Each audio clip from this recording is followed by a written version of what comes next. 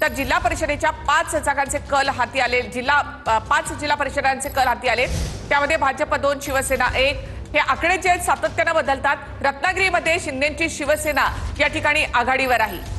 कोकण असो, पश्चिम महाराष्ट्र असो, या ठिकाणी वेगवेगळे अपडेट्स जे आहेत ते समोर येत आहेत। आघाडी पिछाडी जी आहे ती सध्या सुरू आहे। रत्नागिरीमध्ये शिंदेची शिवसेना ही सध्या आघाडीवर आहे। बदलणारी आकडेवारी सुद्धा आपण TV9 मराठीच्या स्क्रीनवर पाहू शकता। रत्नागिरीमध्ये आमदार निकम, सदानंद चव्हाण, शिंदे या सगळ्यांचीच प्रतिष्ठा या ठिकाणी पणाला लागली आहे। रत्नागिरीमध्ये शिंदेची शिवसेना या ठिकाणी आघाडीवर आहे। भाजप शिवसेना यांची युती इथे आहे, तर अजितदादांची राष्ट्रवादी या ठिकाणी विरोधात लढते आणि विरोधात आहे ती ठाकरेंची शिवसेना। मात्र इथे शिंदेच्या शिवसेनेनं रत्नागिरीमध्ये आघाडी घेतली आहे।